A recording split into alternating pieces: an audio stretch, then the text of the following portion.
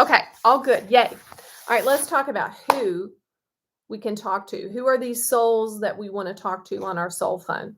First of all, you can communicate with other human beings in the body. And I'm going to give you some tips here.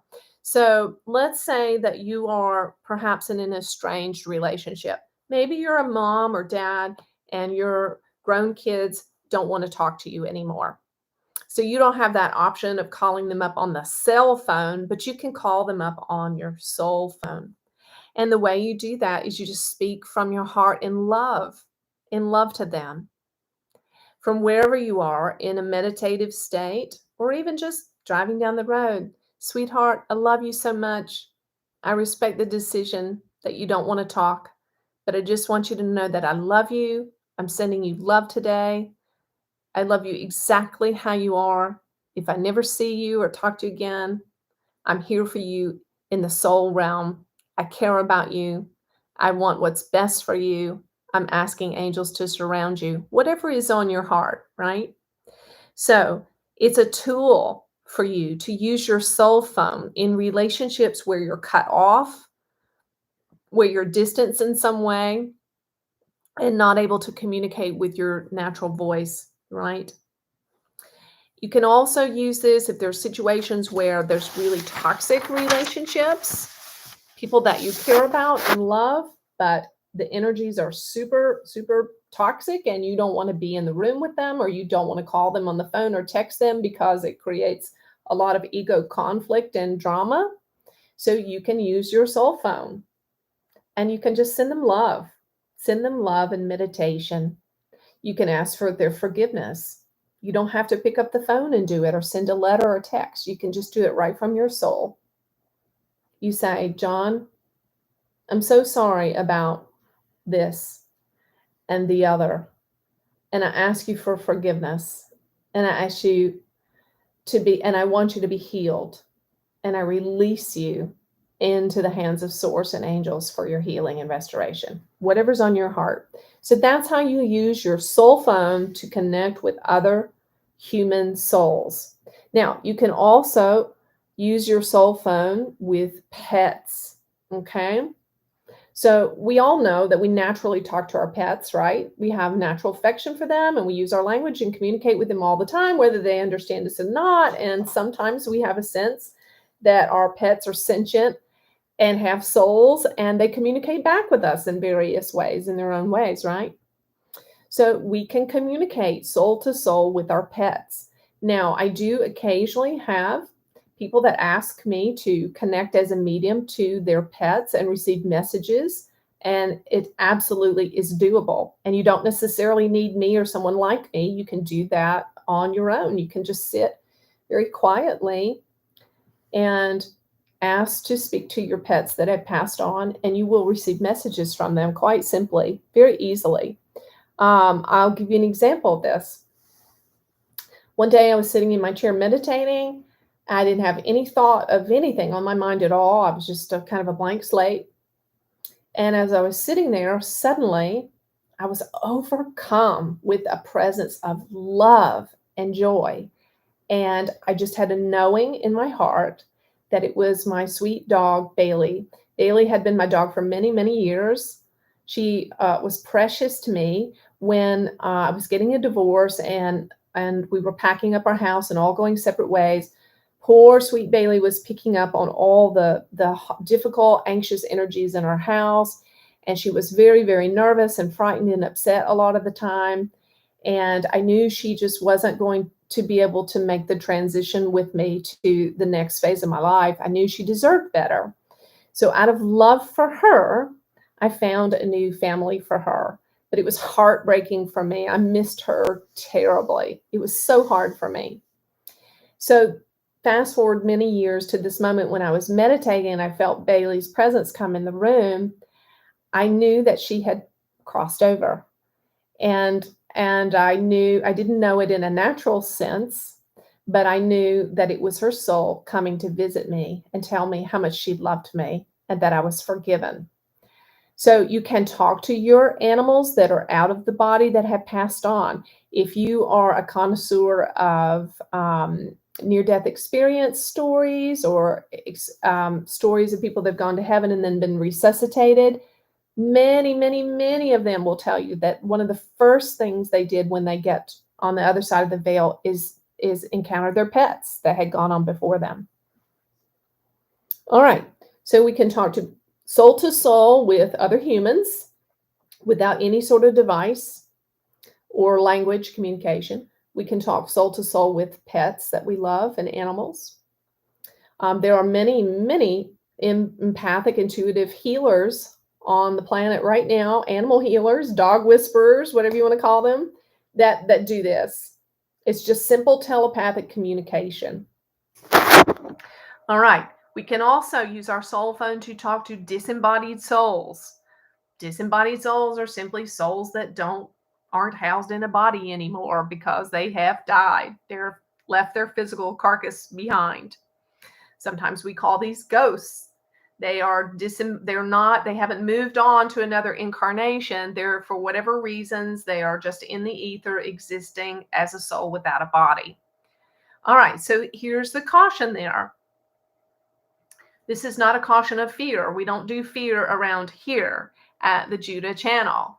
If you are a high vibe person, then you're not going to attract devious, dark beings. Or if they do come around by chance and you bump into them, they're probably not going to stay very long because dark entities are looking for houses that are dark and damp and dusty and dirty to take up residence. And that's not you. That's not who you are. Okay, so keep in mind, though, with a disembodied soul, you could call them ghosts, or maybe they're just a fourth dimensional being. And these souls aren't necessarily wise. just because they die doesn't make them suddenly smart.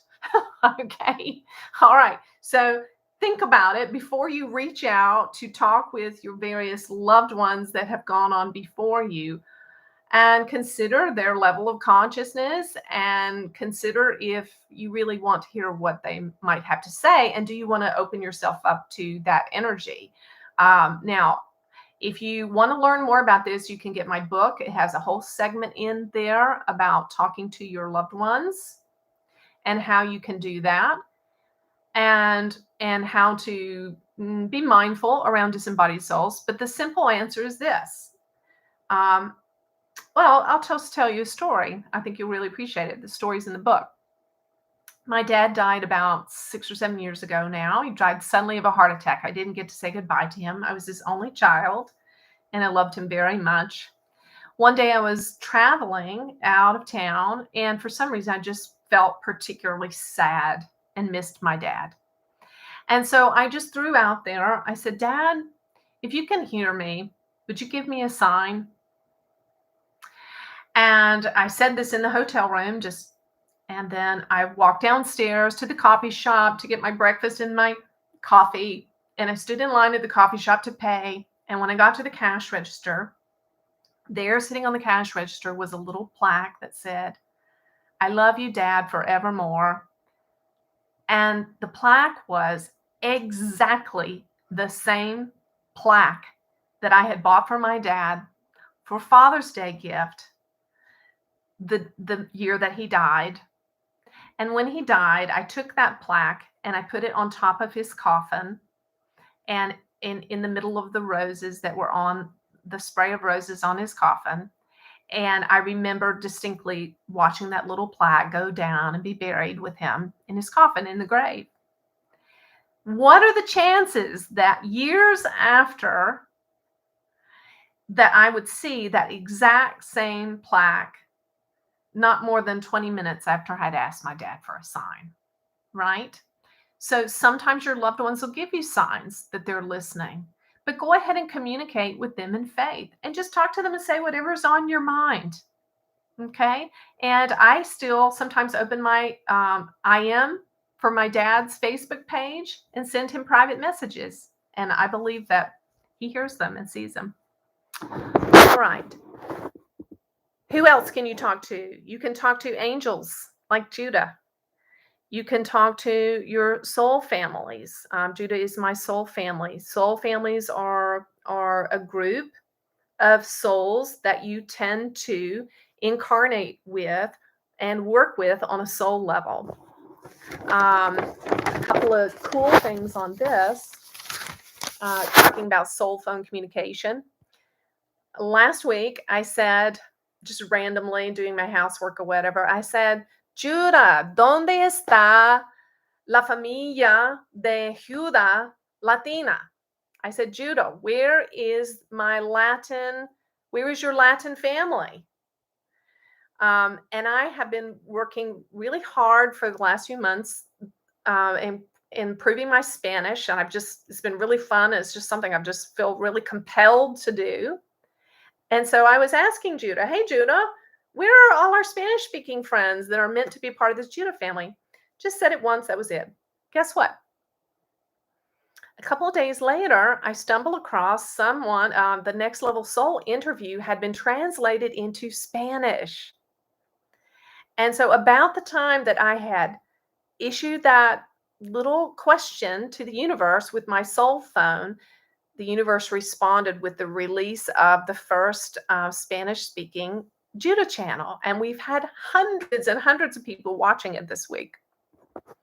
A couple more stories. My soul phone. I tend to dread long, cold winters. I don't like them. I like to be out in the sunshine. I want to be outside. It feels really good to my soul.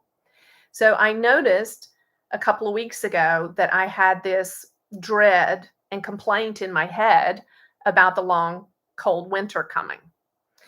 And I corrected my thinking. And I just put out there to the universe with my soul phone, oh no, we're going to have a really warm winter with lots of great weather so that it can be outside. Guess what?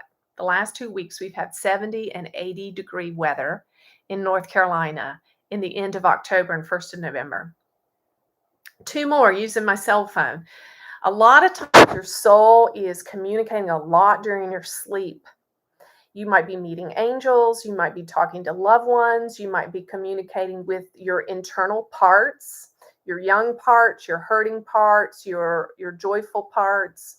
There's all kinds of soul communication going on in your dreams. So the other night, I had a dream that I was riding a bike. And it was a really fun dream. I was having so much fun riding this bike and having all these adventures that I won't go into.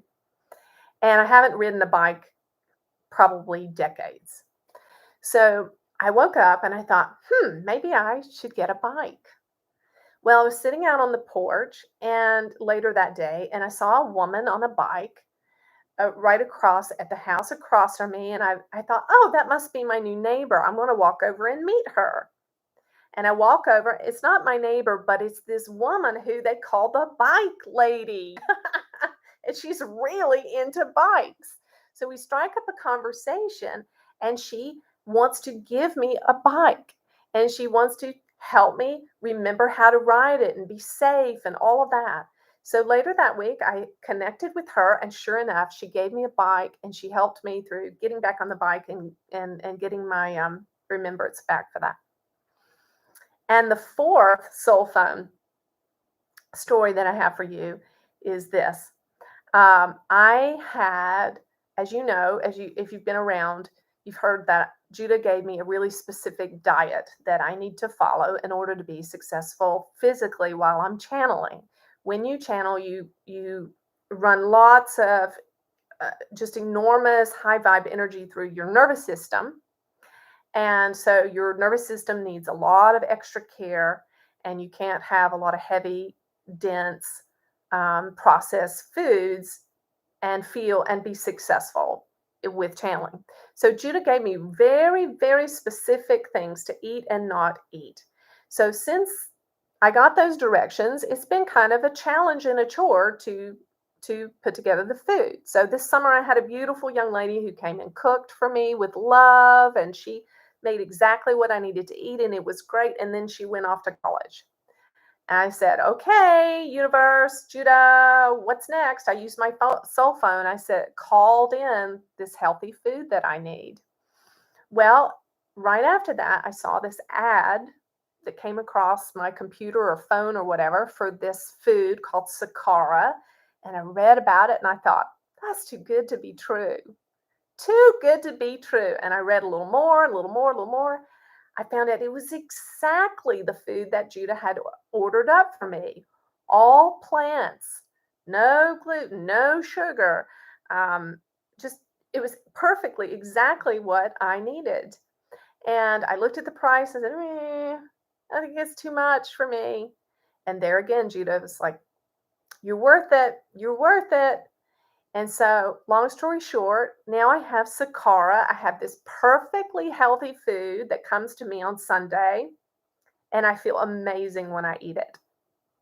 So, as a treat for you guys, I got you a coupon code that's in the notes below. So, those are my 4 soul phone little stories. I think we'll stop there. There's so much more. We want to talk about how we connect with our cell phones. So, I'm going to save that for next week.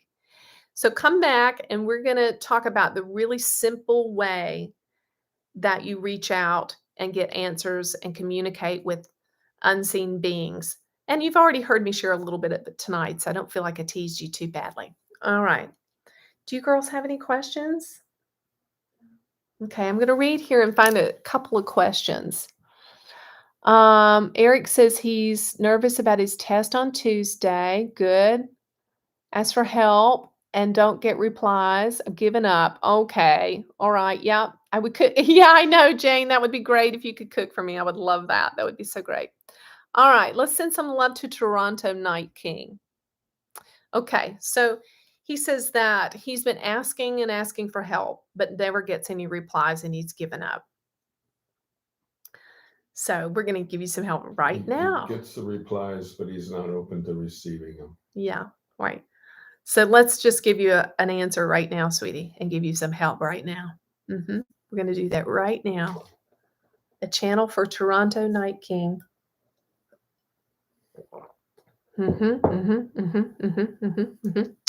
Well, dear, we would say that the messages being sent from angels have a very bright and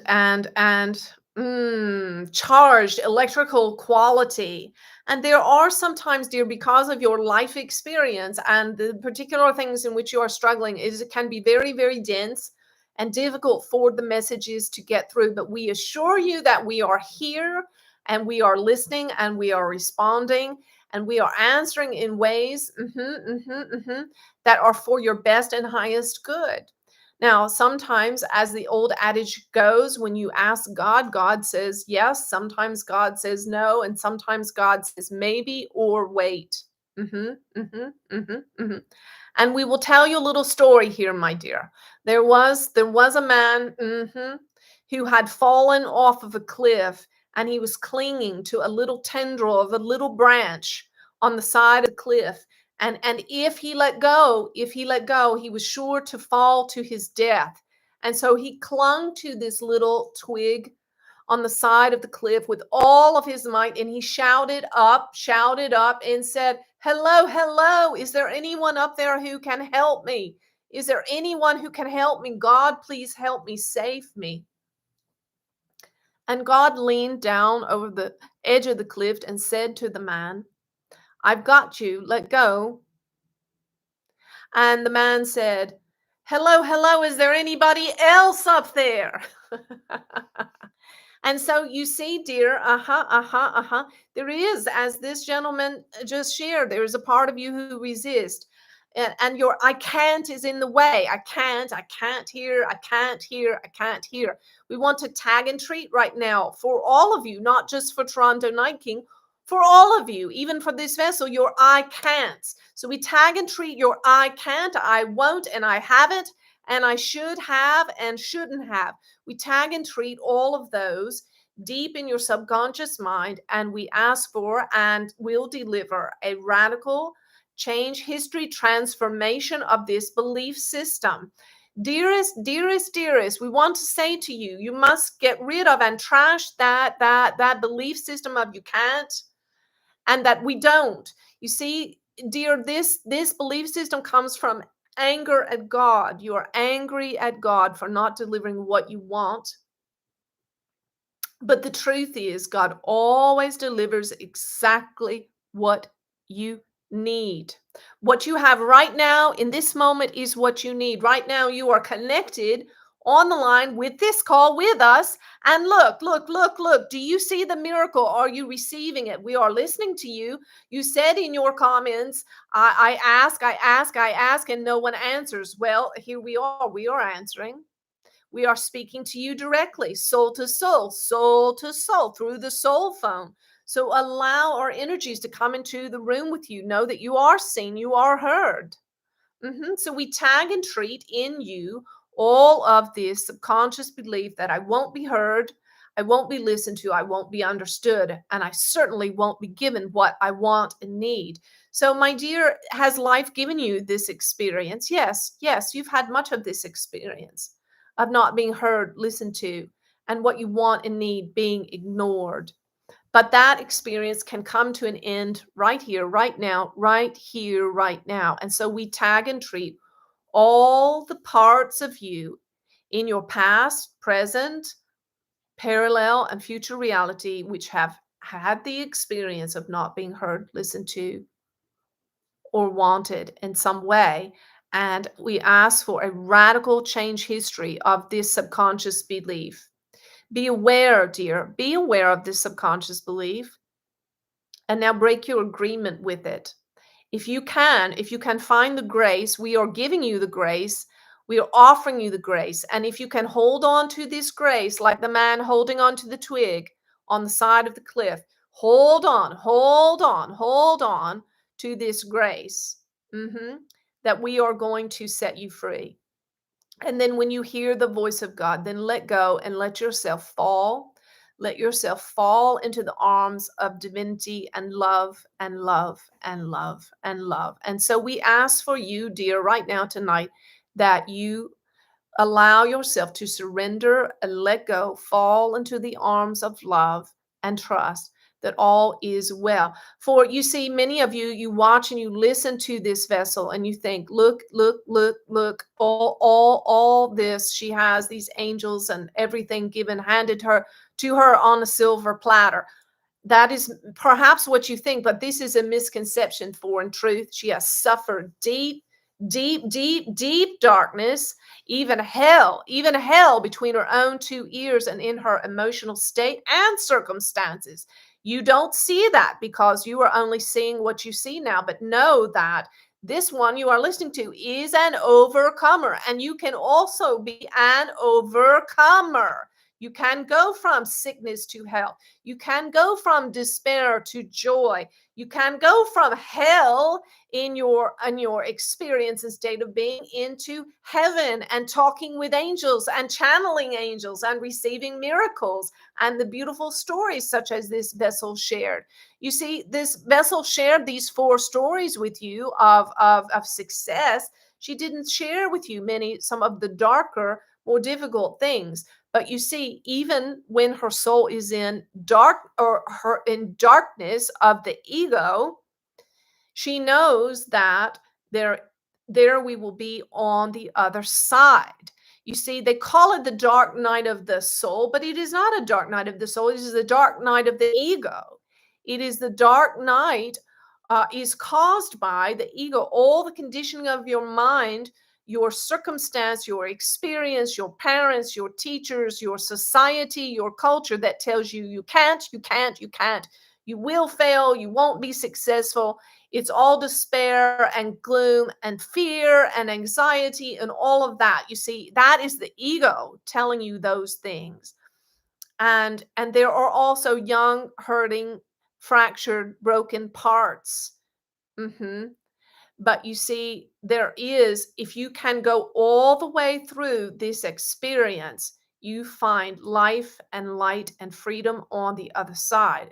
And it is a common experience. That's why there is a phrase called the dark night of the soul. We're going to call it the dark night of the ego because it is a common human experience. Even the Christ told a story of this experience. He said, once there were two brothers, and And the younger was restless, and he came to his father and said, "Father, give me my part of it, the inheritance." And off he went out into the city and the street, and adventuring and women and booze and all that the world had to offer. He imbibed and he enjoyed it, and imbibed some more and some more and some more and some more, until he found himself spent, his inheritance completely gone. This inheritance here that is spoken of is not just a monetary inheritance, it is a spiritual inheritance. You see, each of you will have to some degree an experience in your life in which you are given a spiritual inheritance from heaven as sons and daughters of God, and you will to some degree waste it. And you will waste your life force energy to some degree on pursuits in the world, pursuits of pleasure, pursuits of education, pursuits of knowing more, being more, doing more, going more places, wearing better clothes, having nicer shoes, having better boyfriends, and so on, and bigger breasts, and whatever it is that you think you want, you think is going to make you happy. And so each of you, in varying degrees, will waste your spiritual inheritance to some degree, until you will wind up like this young man in the story, which Christ told of. He wound up completely impoverished, destitute, homeless, not a penny to his name. He was so desperate that he went to a farmer and begged for work. He was given some work, slopping the pigs. And as he slopped the pigs, he looked at the slop that he was giving them, and he wished that he could eat it. In fact, he did. He ate from the slop with the pigs because he was starving. And when he was done with all of that, and he was eating the pig's slop and in the mud with them, he said to himself, "Shall I go home? Shall I go home to my father? Even if my father would, I've wasted everything. I've wasted everything." And you see, the father here in this story represents God, represents source, represents the creator, represents the one that designed you and has given you all authority in heaven and earth. You see, the father did not deny the young man what he asked for. He gave it to him. He gave it to him freely with no strings attached. And the boy wasted it. Not only did he waste the spiritual inheritance, he cut himself off from the beauty of the relationship with his loving father. And so you see, for each of you, as you have this journey and you pursue the pursuits of the world of pleasure, you have, to some degree, in some measure, cut yourself off from the loving source who created you and has given you all things, all connection, all abundance. And so the young man there with the pigs, he said, "Well, the servants in my father's house eat better than this. Here I am eating pig slop. I will go home, and I will beg my father to have mercy on me and just to let me be a servant in his house, and I will live better than I'm living now." But you see, when the boy came back, when he came back home, his father was watching from the porch, watching for him, and saw him. And when he saw him, he ran to the boy. He ran to him. He embraced him. He wrapped him in a coat, a cloak of honor, his own coat. He put his own ring, a ring being a symbol of authority, on the boy's finger. And you see, the boy did nothing of any value to deserve any of it. But yet, this is how his father treats him. And this is what you must understand. If you're suffering tonight, if you are the one, dear one, who feels like you're slopping around with the pigs, maybe you're even homeless, maybe you're even eating out of a dumpster, and somehow you found this connector. Maybe you're one of the homeless ones this vessel spoke of, with your cell phone watching this broadcast now while you're on the street with nothing to eat. Understand that you still are the child of your father, and your father, mother, God, source creator, loves you, and sees you where you are. And if you can in your heart come home to this reality, there will be a miracle for you. And you see, there's no punishment for anything you've ever done in any realm of time and space There's no punishment for anyone who wanders away from source and light and the love of your Father, Mother God. When you return in your heart to your home there with God, there is only honor, hugs, being held, a cloak, a coat, and a ring of authority. So, my dear Toronto Night King, this message is for you so that you know that you are seen and heard and loved. And it is also for anyone else who needs it in this hour. Mhm. You have anything, sweetheart? Well, I heard another little piece of that story, Please. being that the brother who stayed there said to his dad, "Why are you celebrating? Why are you giving him all these things?" And the king said, "Because he was lost and now he's found." That's And right. then why don't you tell them the story about the man on the roof with the flood? You know that one? Oh, will you do that? Sure. Yeah, say it a little bit loud so I can Okay. make sure they can hear you. So there was a flood, and the man was stuck on the roof, and the water was getting higher and higher. And along came a boat, and the people in the boat said, "Get in, get in, get in, we'll save you." And the man said, "No, no, no, God will save me." And so the boat goes off. Then along comes a helicopter and drops down a rope and says, climb on, we'll save you." And the man says, "No, no, no, God will save me." So off goes the helicopter. So the man drowns, and when he gets up to heaven, he says, "God," he said, "why didn't you save me?" And God says, "Who do you think sent the boat and the helicopter?" I love it. Good. All right, dears. I'm very sorry about the technical difficulties, but I'm so glad you found us here on this second restart here. I love you each and all. We've got a lot more to do tomorrow. Next time we'll get together, we'll talk about exactly step by step how you get on this soul phone of yours and connect with angels, ascended masters, tap into the Akashic records, um, talk with your spirit guides and other interstellar beings. We're going to have a great time. I'm very proud of each and every one of you and how much you're growing. You inspire me. And I love this group consciousness called the Judah family is so lovely and beautiful. We love you. See you next week.